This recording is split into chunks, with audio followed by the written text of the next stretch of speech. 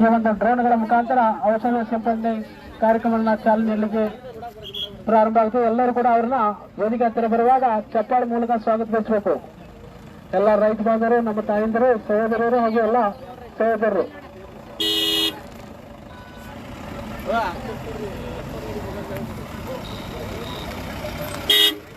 ನಮ್ಮ ನಿಮ್ಮೆಲ್ಲರ ಹೆಮ್ಮೆಯ ನಾಯಕರು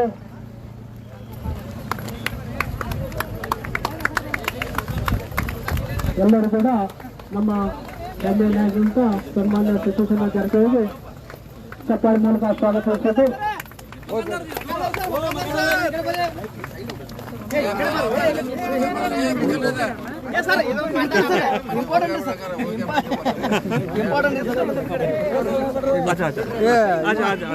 ಜಿತೇಂದ್ರ ಎಲ್ಲೈತ್ ವೈರ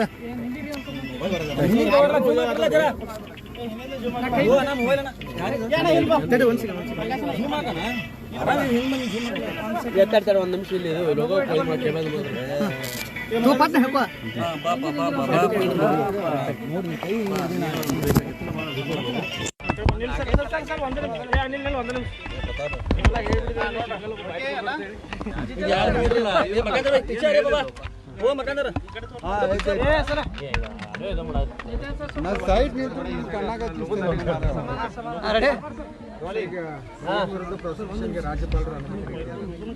ನಿರೀಕ್ಷಿತವಾಗಿ ಕೊಡ್ತಾರಂತ ಸುದ್ದಿ ಕೊಟ್ಟಿದ್ದಾರೆ.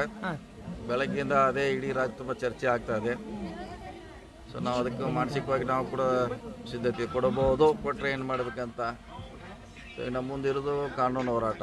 ಮುಂಚೆ ಕೂಡ ಅದ್ರ ಬಗ್ಗೆ ಚರ್ಚೆ ಆಗಿದೆ ಸಾಕಷ್ಟು ಸಾರಿ. ಒಂದು ವೇಳೆ ರಾಜ್ಯಪಾಲರು ಅನುಮತಿ ಕೊಟ್ಟರೆ ಏನು ಮಾಡಬೇಕಂತ ಅದ್ರ ಬಗ್ಗೆ ಒಂದು ಕಡೆ ಕಾನೂನು ಹೋರಾಟ ಪ್ರಾರಂಭ ಆಗಿದೆ, ಮಾಡ್ತಾ ಇದ್ವಿ. ಸೊ ಇನ್ನು ಮಿಕ್ಕಿದೆ ಕಾದು ನೋಡೋಣ. ಯಾಕೆ ಇವತ್ತು ಒಂದು ದಿವಸಕ್ಕೆ ಏನು ಆಗೋಲ್ಲ. ಅದು ಕೊಟ್ಟ ತಕ್ಷಣ ಯಾವ್ದ್ರೆ ರಾಜೀನಾಮೆ ಕೊಡುವಂಥ ಪ್ರಶ್ನೆ ಬರೋದಿಲ್ಲ. ಯಾಕಂದರೆ ಇನ್ನೂ ಅವ್ರ ಮ್ಯಾಗೆ ಎನ್ಕ್ವೈರಿ ಸ್ಟಾರ್ಟ್ ಆಗಬೇಕು. ಎನ್ಕ್ವೈರಿ ಅಥಾರಿಟಿ ಅದೇನ್ರ ಅವ್ರ ಮ್ಯಾಗ ಆರೋಪ ಸಾಬೀತಾತ ಅಂತ ಹೇಳಿದ್ಮ್ಯಾಗ ಅದು ಎರಡನೇ ಸ್ಟೇಜ್. ಅದು ಅಂದರೆ ಯಾವುದೇ ಒಬ್ಬ ಸಿ ಎಮ್ ಒಂದು ಈ ರೀತಿ ಅಕ್ರಮ ಆಗಿರ್ಬೋದು ಅಥವಾ ಕಾನೂನು ಬಾಹಿರ ಚಟುವಟಿಕೆ ಭಾಗಿಯಾಗಿದ್ರೆ ರಾಜೀನಾಮೆ ಕೊಡ್ಬೇಕಂತ ಹೇಳ್ಬಿಟ್ಟು ಏನಿಲ್ಲ. ಈಗ ಕೇಂದ್ರ ಸರ್ಕಾರದ ಮಂತ್ರಿಗಳ ಮೇಲೆ 25 ಜನ ಮಂತ್ರಿ, 75ರಲ್ಲಿ ಹೆಚ್ಚು ಕಮ್ಮಿ 25 ಜನದ ಮೇಲೆ ಕೇಸ್ ಇದೆ, FIR ಆಗಿದೆ ಅಥವಾ ಚಾರ್ಜ್ ಶೀಟ್ ಆಗಿದೆ. ಅವರು ಮಂತ್ರಿ ಆಗಿದ್ದಾರೆ. ಮತ್ತು ಎಲ್ಲ ಸ್ಟೇಟ್ಗಳಲ್ಲಿ ಯಾವುದೇ ಸರ್ಕಾರದಲ್ಲಿ ಯಾವುದೇ ಸ್ಟೇಟಲ್ಲಿ ಮಂತ್ರಿಗಳ ಮೇಲೆ ಕೇಸ್ ಇದಾವೆ. ಅವರು ಕೂಡ ಮುಂದುವರಿತಿದ್ದಾರೆ. ಸೊ ಹಿಂದಿನ ಎಲ್ಲ ಸರ್ಕಾರದಲ್ಲಿ ಇವತ್ತಿನಲ್ಲ ಹಿಂದೂ ಕೂಡ ಹಂಗ ಇದ್ದೆ, ಇವತ್ತಿದೆ, ನಡೀತಾನೆ ಇದೆ.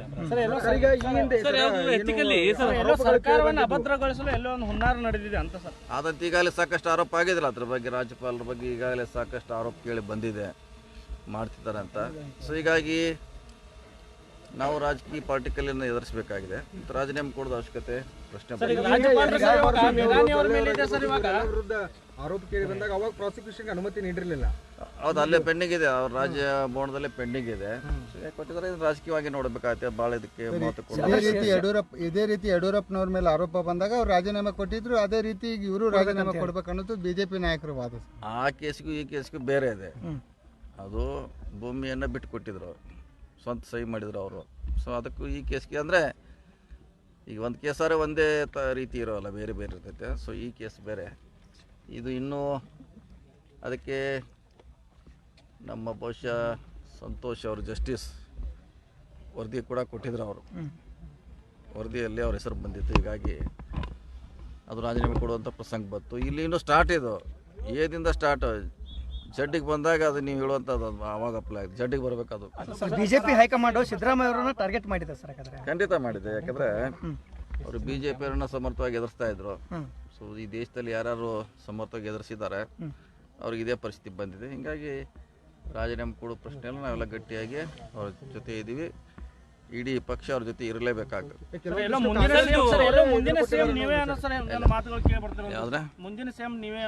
ಇಲ್ಲೆಲ್ಲ ಪ್ರಶ್ನೆ ಇಲ್ಲ. ಸಿದ್ದರಾಮಯ್ಯ ಅವರು ಇದ್ದಾಗ ಅದು ಪ್ರಶ್ನೆ ಬರೋದಿಲ್ಲ. ಈಗೆಲ್ಲ ಮತ್ತೆ 2 ಸೀಟಲ್ಲಿ ಇರ್ತಾರೆ. ಅವ್ರಿಗೆ ಒಂದು ಸೀಟ್ ಇದೆ. ಸಿದ್ದರಾಮಯ್ಯ ಅವರು ಇರ್ತಾರೆ.